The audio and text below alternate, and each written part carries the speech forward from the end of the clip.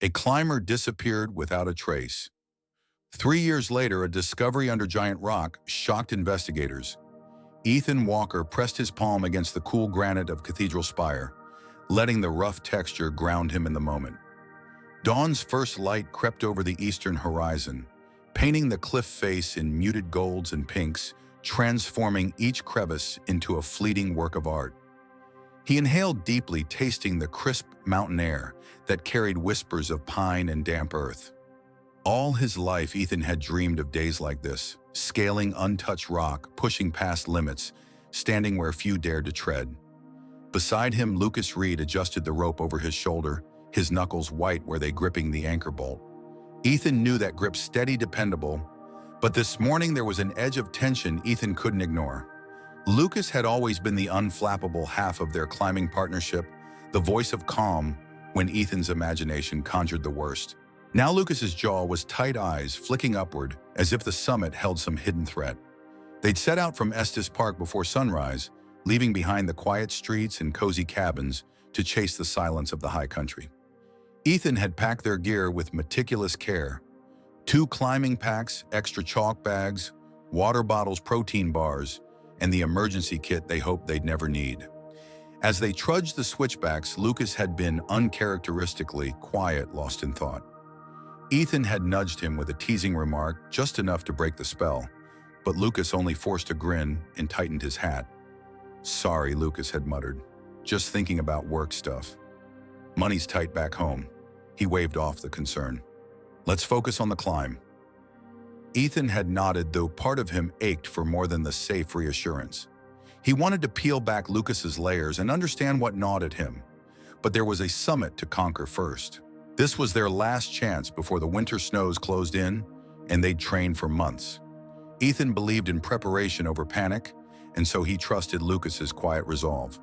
Now 300 feet up the cliff, that resolve seemed stretched too thin.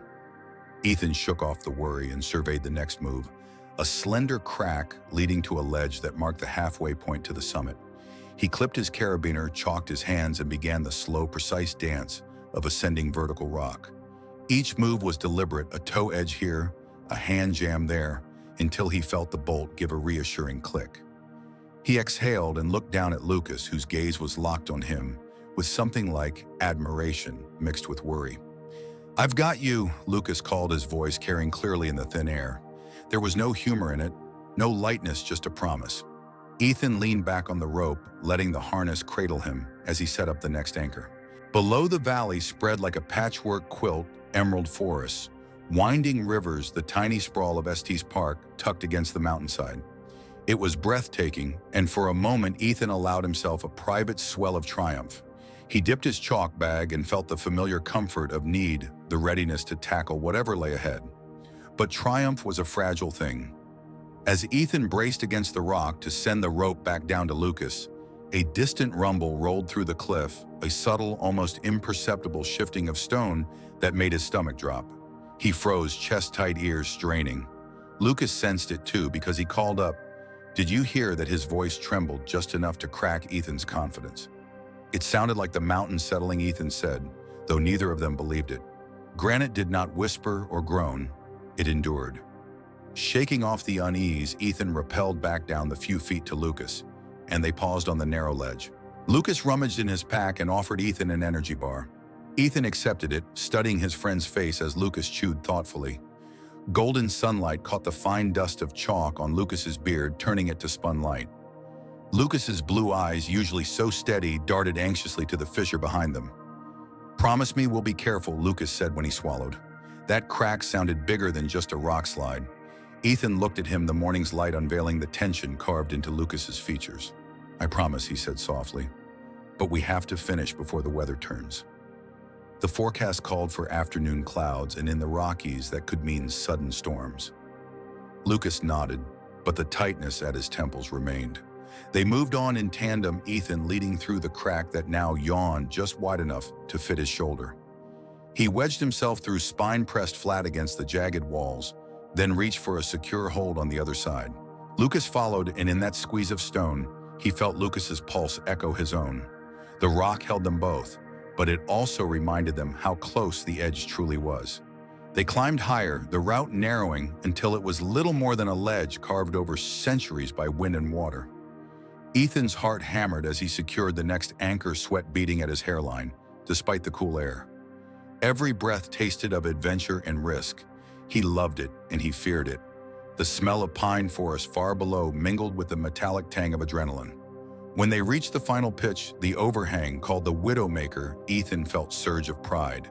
This was where they proved themselves, where skill met courage. Lucas went first this time, his form fluid as he arched over the lip and hauled himself onto the top.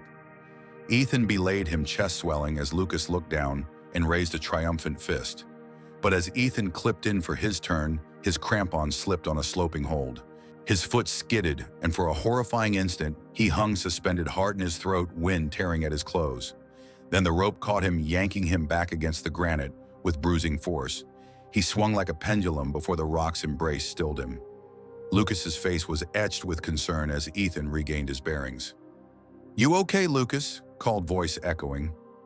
Ethan managed a shaky laugh and nodded. "I'm fine. Let's finish." He chalked his hands again and mounted the overhang. Every move was a negotiation, with gravity-pressed toes against tiny edges. Jam hands into pockets. Shift weight until the lip released him onto the summit plateau. When he pulled himself over the top, he collapsed beside Lucas, breathless and elated, the world falling away beneath them. They sat side by side on that narrow shelf, shoulders brushing, gazing out at the panorama. The sky was a canvas of azure with wisps of cloud. The valley floor seemed impossibly distant. Ethan placed a hand on Lucas's knee, the bond between them stronger than words. Here they were invincible. And yet something flickered across the cliff face, an unnatural shift in light and shadow that made Ethan's chest tighten. He sat forward, squinting as if the sun's angle had changed. Then he saw it where the mountain's shoulder curved away. A stretch of rock had sheared off, leaving a smear of fresh pale stone. Small pebbles slid silently into the void below. It looked as though the cliff had exhaled, revealing a hidden wound. Lucas followed his gaze, eyes widening. That wasn't there before, he whispered. Ethan's mind raced. When they'd passed that angle on the approach, the rock had been solid, weathered, dark, familiar. Now it was a fracture that bled danger, a pulse in the mountain itself, as if the rock had been pried open by unseen hands. Not a witness, but an actor in something more sinister. Ethan swallowed hard. "We need to get down," he murmured. Lucas rose, urgency replacing elation. Together they started the descent, each step weighted by fear of collapse. The scree underfoot shifted treacherously, and Ethan's stomach lurched when a stone crumbled beneath him. He grabbed Lucas's rope for balance, and Lucas anchored him mid-slide. When they regained solid rock, neither spoke for a moment. They merely moved, climbing down into the uncertain air. They passed the ledge where they'd once paused to rest, glancing back only when they reached a safer shelf.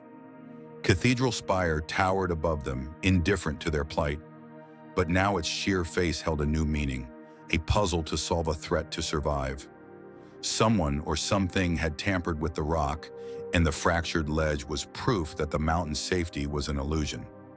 As they approached the abandoned campsite below, Ethan's heart refused to settle. The tent lay half buried in shade sleeping bags, folded and gear untouched. No other footprints marked the ground. No remnants of a third party. Just the eerie certainty that they were not alone in this story. Ethan crouched, brushing aside pine needles to inspect the tent stakes, rusted from years of exposure, but firmly set.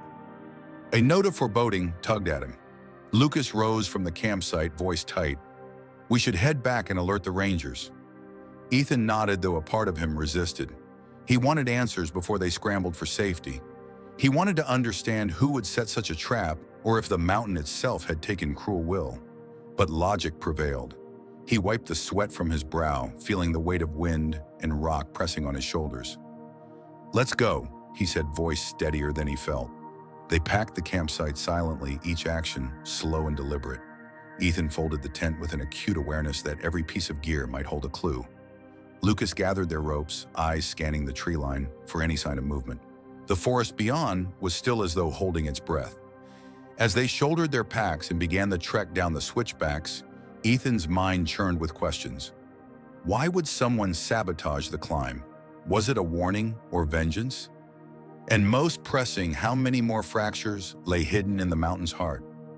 The valley floor rose to meet them, the familiar scent of aspen and fir balm to their battered nerves.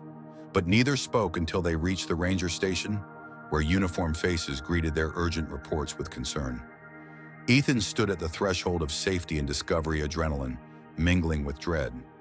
He knew the descent would bring them home, but the climb had unleashed something darker, a mystery that demanded answers. Behind them, Cathedral Spire loomed, its granite facade now etched with lines of betrayal and peril. Ethan exhaled, readying himself for what came next. The mountain had spoken. Part 2 of their journey awaited in the shadows it had cast. Ethan Walker never went back. Even after the bruises faded and the panic in his chest eased, something inside him had fractured in a way he couldn't explain. Every time he closed his eyes, he saw Lucas dangling on the rope, his face stretched in panic, his mouth moving as if to say something Ethan would never quite hear. They made it down that day alive and shaken, but some part of Ethan never left the ranger station. Launched a formal investigation after Ethan and Lucas reported the rock slide and strange fissures they'd encountered. Park geologists examined the site, cited seasonal shifts and possible underground tremors, and filed the incident away as a freak geological event. But Ethan couldn't shake the feeling that it hadn't been an accident. Something about that climb, about the strange crack in the rock, the way the ledge had crumbled too precisely, felt wrong, like a trap, or worse, a warning. Lucas had withdrawn completely afterward. A week after their descent, he moved back to Denver, quit his job at the climbing gym, and stopped returning Ethan's texts. The last message Ethan ever got from him was simple: "I need time." After that silence, Ethan didn't push. They had both changed that day. He just didn't know how much. Time passed. Ethan left Estes Park and settled in Fort Collins. He took a job at a local outdoor outfitter, running weekend hiking tours and doing gear consultations. But he never climbed again. Not seriously, and never near Cathedral Spire. Customers would mention it, ask about the spire routes, and he'd brush it off with a tight smile and change the subject. That mountain still lived inside him, its silence louder than most voices. Sometimes in dreams, he'd hear rocks shifting behind walls, like something was still moving beneath the surface. He never talked about it, not even to his sister Victoria, who called every Sunday from Chicago. But when she asked, "Have you seen Lucas lately?" Ethan always changed the subject. 3 years later, just as fall began to paint the peaks in strokes of amber and fire, a dog changed everything. It was early morning at Rocky Mountain National Park. The fog rolled thick and low over the trails near Emerald Lake. Jordan Carter, one of the senior rangers, was walking his German Shepherd Max on a routine patrol. Max was an unofficial fixture around the park. He'd failed his K-9 final exam for being too friendly, but no one questioned the power of his nose. Jordan was already running late for his shift at the visitor center. Instead of taking the longer marked loop, he cut off trail toward a steep slope, scattered with boulders and fallen trees, a path he'd used often even after last year's rock slides had technically closed it off. Max bounded ahead, tail wagging, nose to the ground. Halfway across the scree field, Max stopped. His whole posture shifted, tail stiff, body tense. He let out one short, sharp bark, then another. "Max, heel," Jordan called, but Max didn't budge. He stood at the base of a boulder, cracked open down the center, whining low in his throat. Jordan jogged over, brow furrowed. "What is it, boy?" He leaned down to examine the crevice. It was maybe 2 feet wide, narrowing to blackness at the bottom. Probably some old gear stashed years ago, maybe an animal den. Still, Max wasn't one to freak out over nothing. He grabbed a stick and started clearing loose debris from the opening. Something caught the beam of his flashlight, pale and flat. Fabric, no bone. The world tilted. Jordan stumbled back, his heart thudding as Max whimpered beside him. He pulled out his phone and dialed 911. "I'm about a half-mile east of Emerald Lake, near the old scree path," he said quickly. "My dog found human remains." In nearby Loveland, Victoria Walker sipped her coffee in the quiet of her small office at the catering company she ran. She was organizing invoices when the doorbell rang. It was too early for deliveries. When she looked through the peephole and saw a sheriff's hat, her blood ran cold. Sheriff Robert Thompson stood on her porch, hat in his hand, eyes heavy with something she didn't want to hear. "It's about Ethan, isn't it?" she said before he could speak. Thompson stepped inside and lowered himself into a kitchen chair, like it took more energy than it should have. We found remains in the park this morning. A ranger's dog led them to a body. There was climbing gear and an old jacket. We're not sure yet, but it might belong to Lucas Reed. Lucas, she whispered. The name hit like a memory long buried. She hadn't heard it in years. Thompson nodded. The gear matches what he was last seen with. Dental records will confirm. We're still searching the area. The terrain changed after the landslides, which may be why nothing was found earlier. Victoria sat down, her mind flashing back to that week, how Ethan had come home shaken but refused to talk, how Lucas had vanished from their lives. She remembered Ethan giving her his gear to store the look in his eyes as he handed it over. Not grief, not guilt, something deeper. Something broken. I want to go there, she said suddenly. To the site. You sure she was already getting her coat? Yes, I think it's time. 2 hours later, they reached the ranger station near the trailhead.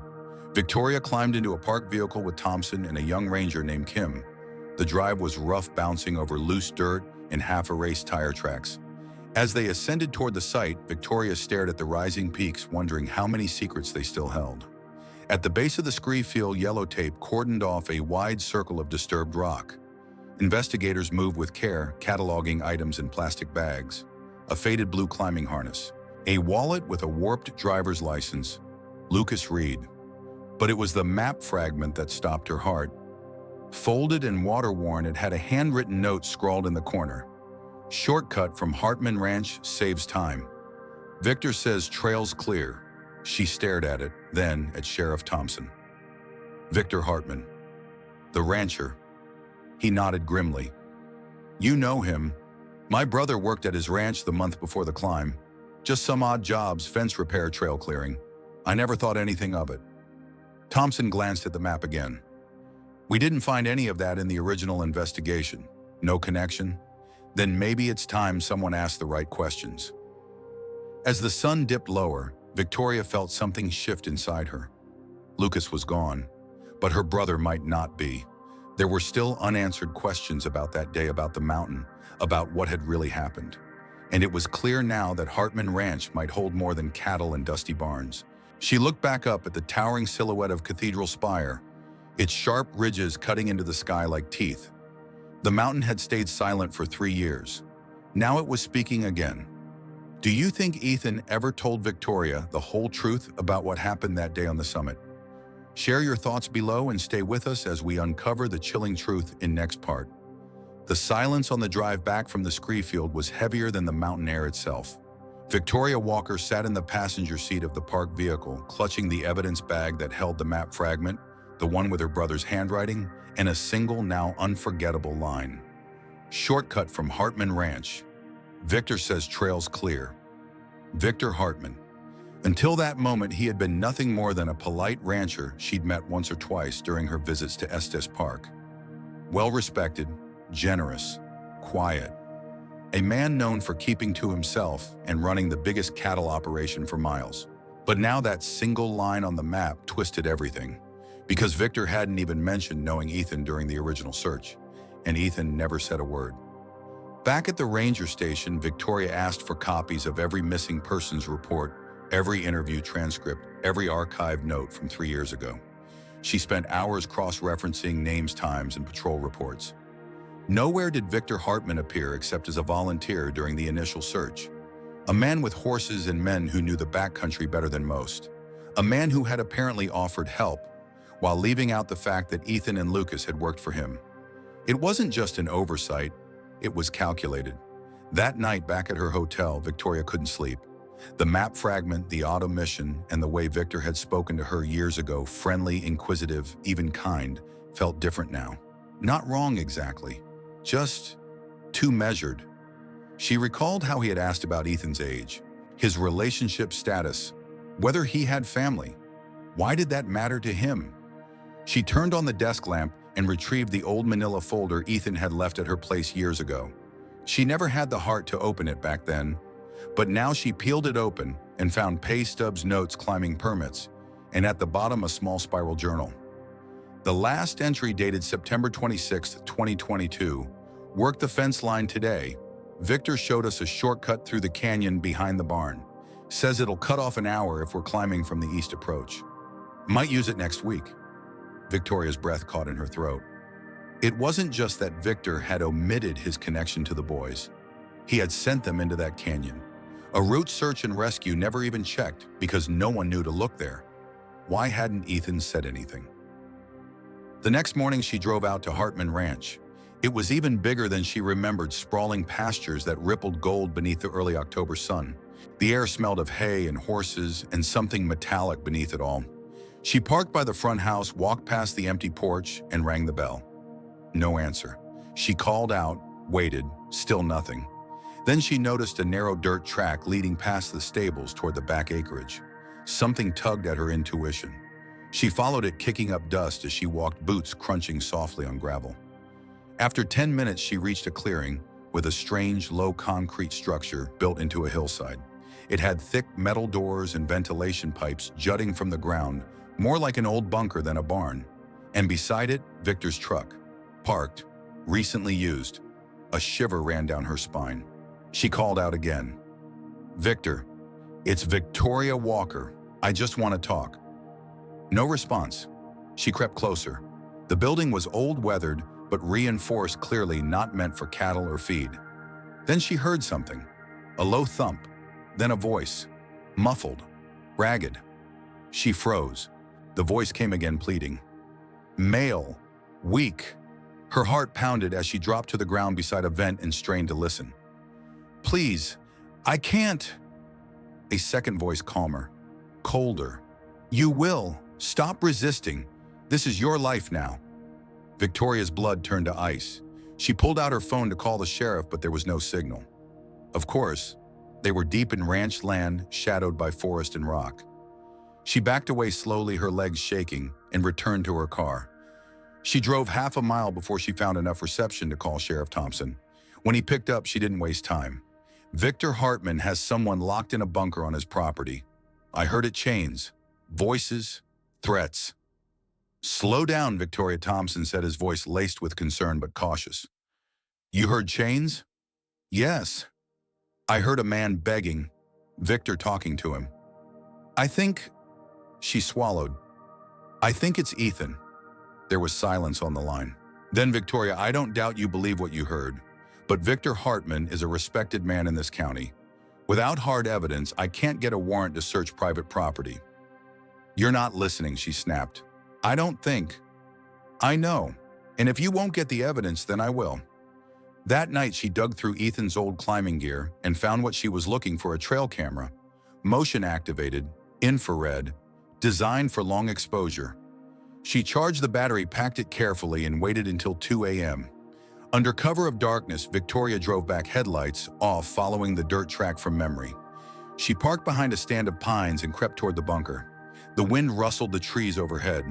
The moonlight barely touched the ground. She strapped the camera to a tree facing the bunker's entrance. As she adjusted, the angle movement caught her eye. Her stomach dropped. Victor's truck was back. She hadn't seen it return, which meant he might be watching her right now. She activated the camera and turned to leave, but it was too late. "You really should have stayed in town," a deep voice said behind her. She spun around, and there he was. Victor Hartman. He stepped from the shadows, calm as ever, but his eyes, no longer warm or curious, burned with something unhinged. She took a step back, but he was faster. In seconds, she was pinned against the tree, his hand clamped over her mouth. "Shh," he whispered. "You'll see your brother soon." When Victoria didn't show up at the ranger station the next morning, Sheriff Thompson assumed she'd gone home to rest. It wasn't until afternoon, when a trail camera alert pinged a signal to her cloud account, that the truth began to surface. Jordan Carter, the ranger, opened the image first. His blood ran cold. There, under the green hue of night vision, was Victor Hartman grappling with a woman who could only be Victoria, right in front of the bunker. Within an hour, a full search team and SWAT unit was assembled. And at Hartman Ranch, beneath the pine shadows and silent pastures, Victor Hartman had just chained a second person inside the darkness. Victoria stirred, groggy and bleeding, her ankle shackled to the wall, and in the far corner of the bunker, a skeletal figure with hollow eyes turned toward her. "Ethan," she whispered. His lips moved, but no sound came. But it was him. It had always been him. Do you think Ethan still remembers what happened on that mountain? And who put him there? Victoria's boots crunched against the frost-bitten soil as she stepped through the wrought iron gates of Hartman Ranch. A storm was coming. She could feel it in her lungs, the weight of snow in the air, and something deeper, darker, pressing behind her ribs. She clutched the old pay slip tighter in her coat pocket.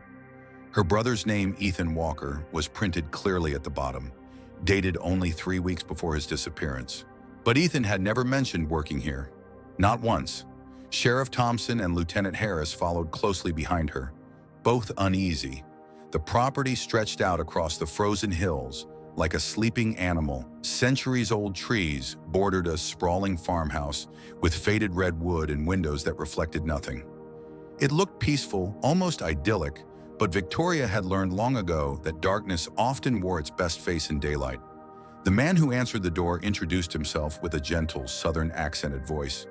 "Name's Victor Hartman. I assume this is about the discovery." He was in his early 60s, clean-shaven, wearing a navy cardigan over a flannel shirt and dark trousers tucked into leather boots polished to perfection. Nothing about him screamed danger, but Victoria's instincts had shifted since her brother disappeared, and something about the calmness in his eyes, it wasn't right. It was rehearsed. "We have some questions," Sheriff Thompson began. Victor nodded, stepping aside. "Of course. Come in, please." The interior of the house was surprisingly modern, sleek lighting, marble countertops, abstract paintings that didn't quite match the rustic exterior. Victoria kept her eyes moving. One painting was slightly crooked. A door at the end of the hall had a smudge of what looked like rust or something worse on the doorknob. "We found this document," Victoria said, placing the pay slip on the table. "Can you explain why my brother's name appears as an employee of yours?" Victor glanced at it, then chuckled softly. "Ethan, yes.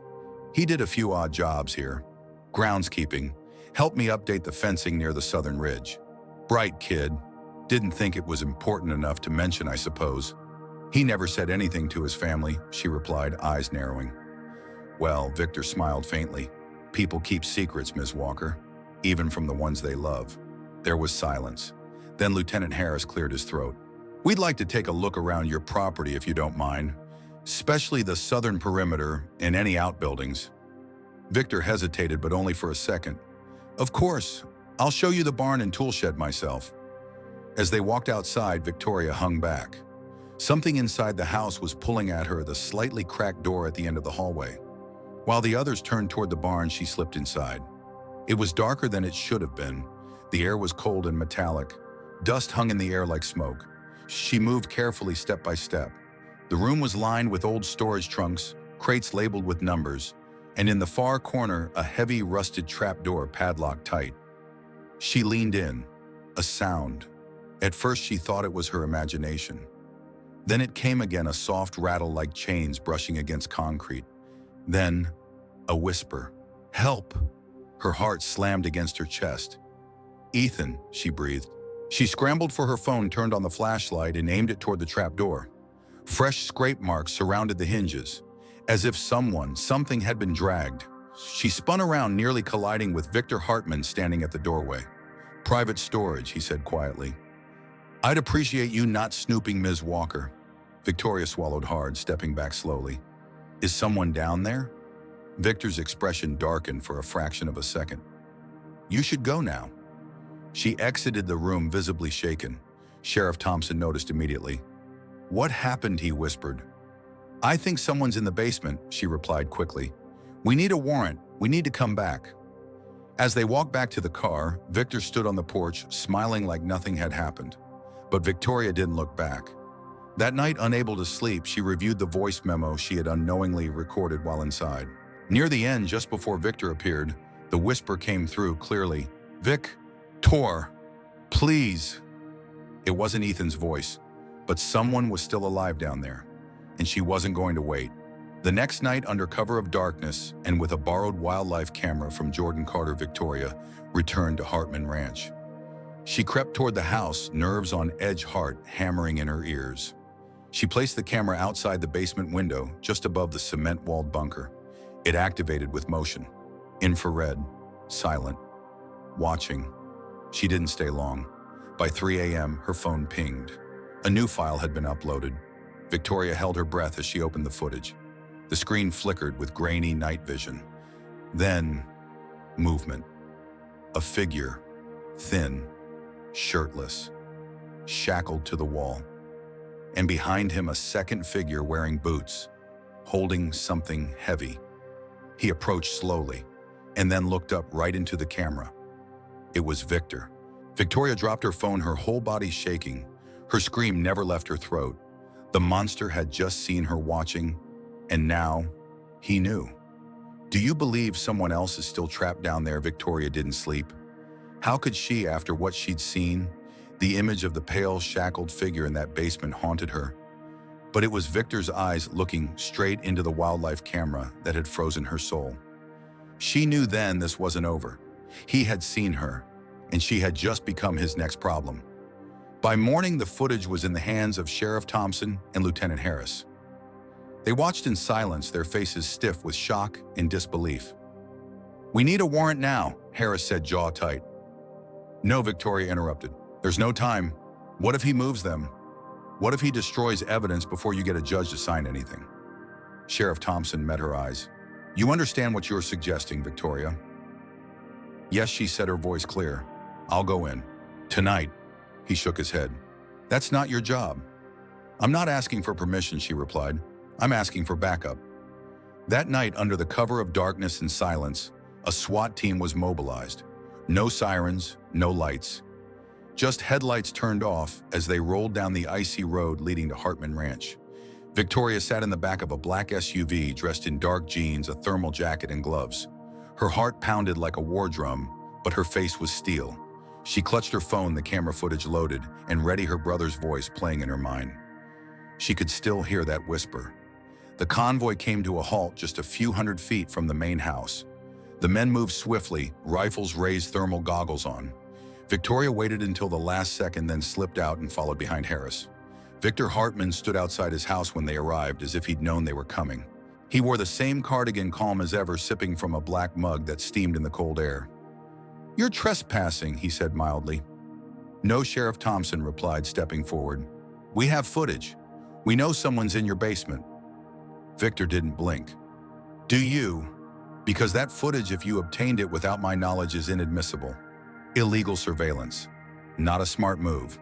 We'll let the DA sort that out," Harris muttered. Then louder, "Clear the area." "We're going in." Victor raised his mug in mock surrender. "By all means. But you won't find what you're looking for." The front door was kicked in the seconds later. The house felt colder than it had the last time Victoria entered. This time the trapdoor wasn't hidden. It was wide open, as if inviting them. That's what made it worse. Lieutenant Harris was the first one down, followed by two officers. Victoria waited at the top of the ladder until they gave the all clear. She descended carefully, each metal rung biting cold through her gloves. The basement was deeper than she remembered. The air, damp and metallic, was heavier. Then she saw it. Chains, rusted and bolted into the walls. Bloodstains dried into the concrete. Scraps of fabric. A crude mattress. A metal bucket. And on the far side, an empty shackle hanging open. "He's gone," one of the officers muttered. Victoria's heart dropped. "Wait," Harris said, crouching near a wall. "There's something here." He pulled back a panel. Behind it, a small alcove. Inside, barely conscious, curled in on himself, was a man. Pale, gaunt, eyes blinking under weak fluorescent light. "Jesus," someone whispered. Ethan, Victoria gasped. He turned slowly, weakly, face unrecognizable under the grime and beard. But those eyes, they were her brother's. She ran toward him, but Harris stopped her. "Let us get him clear first," he said. "He's barely stable." The medic team worked fast. Ethan was lifted onto a stretcher, oxygen mask placed over his face. His fingers twitched. One hand slowly reached toward Victoria. She grabbed it, tears streaming down her cheeks. "I'm here," she whispered. "You're safe now." Suddenly, a gunshot rang out above. Everyone froze. Then a voice yelled, "He's armed!" Victoria's blood turned to ice. Victor Hartman had slipped away during the distraction. He wasn't surrendering after all. A second shot cracked through the air, then another. Yelling, scrambling boots. Victoria was rushed upstairs just as Victor burst out from the side of the house, shotgun in hand. He fired once, hitting the SUV windshield, shattering glass. Officers ducked and returned fire. A floodlight from the SWAT truck blinded him momentarily. But Victor didn't run. He stood there, gun at his side, breathing hard. "You don't understand," he shouted. "He wanted to stay. I gave him purpose. He was lost up there in the mountains, no direction. I saved him." "No," Victoria said, stepping forward, her voice shaking. "You stole him. You trapped him. You broke him." Victor locked eyes with her. Then slowly he dropped the gun. And just like that, it was over. Or so it seemed. Because as the medics loaded Ethan into the ambulance and Victor was cuffed and pushed into the police cruiser, Victoria's mind swirled with questions. Why had Victor kept Ethan alive? Why the fake payroll? And who was the first voice she'd heard on the recording? Because it hadn't been Ethan, which meant someone else had been down there, or still was. It had been 16 days since the raid at Hartman Ranch. 16 days since Victoria found her brother in a concrete tomb under the earth. 16 days of silence, paperwork, police briefings, and sleepless nights in hospital chairs. Ethan hadn't spoken. He was alive, but only physically. Victoria spent hours at his bedside at St. Grace Medical Center in Boulder, watching him stare out the window like he was trying to remember how the world used to feel. His body was healing slowly. IVs, antibiotics, warm food. But the rest of him, that would take longer. Sometimes he'd flinch at noises. Other times he'd smile faintly at her voice and then forget who she was just a few minutes later. They called it trauma-induced dissociation. The doctors said the memories might come back over time, or not. And Victoria hated that answer, but she refused to give up. Each day she brought something from home, a photo, an old climbing journal, even the worn-out hoodie he used to love. She talked to him about their childhood, about the night they snuck onto the school roof to watch the meteor shower, about the way he always double-knotted his hiking boots. Then one morning while she was reading from his journal, Ethan blinked hard and said in a hoarse whisper, "You always read that one, the cathedral story." Victoria froze. His voice was barely audible, but it was real. "Ethan," she whispered. He looked at her for a long moment. His eyes were clearer now, like something had reconnected. "You brought me back," he said slowly. "I thought I was gone." Tears welled up in her eyes. "You were never gone." "Not really." He reached for her hand. "Is it over?" She didn't lie. "He's in custody. The rest, we're still figuring out." Days later, Ethan gave a full statement. He told them how Victor Hartman had found him on the trail, injured and lost after a fall. He remembered being taken in, nursed just enough to stay alive, and then kept. Victor had told him the outside world had given up on him, that no one was looking, that he had no one left. "He broke me down," Ethan said, but I held on to her voice in my head. "Victoria, that's what kept me sane." Meanwhile, Victor was charged with kidnapping, unlawful imprisonment, and second-degree murder after forensic evidence connected him to Lucas Reed's death. But when asked why he'd done it, Victor gave a strange, unsettling response. He was adrift. "I gave him purpose."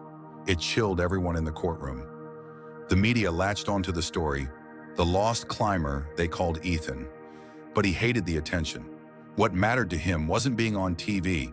It was sitting quietly in the sunlight, sipping hot tea, walking again, laughing softly at the way birds squabbled over breadcrumbs.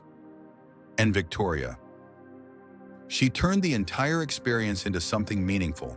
She founded the Spire Project, an organization dedicated to search and rescue operations, trauma recovery, and mental health support for missing persons and their families. The first funding came from a donation box she placed at the trailhead of Cathedral Spire. Within months, they had a staff, a hotline, and a reputation for showing up when no one else would. 6 months later, Ethan took his first hike again. Just a short one, but it was everything.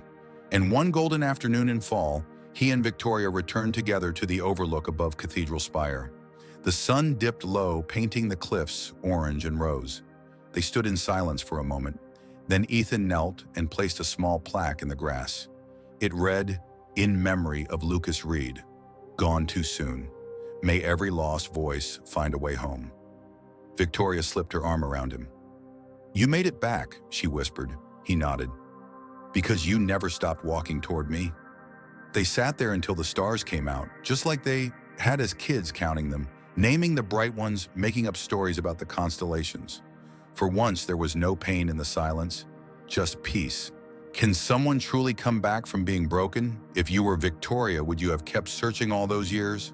Thanks for watching. Sorry for the interruption, but we hope you will help us improve our content in the future.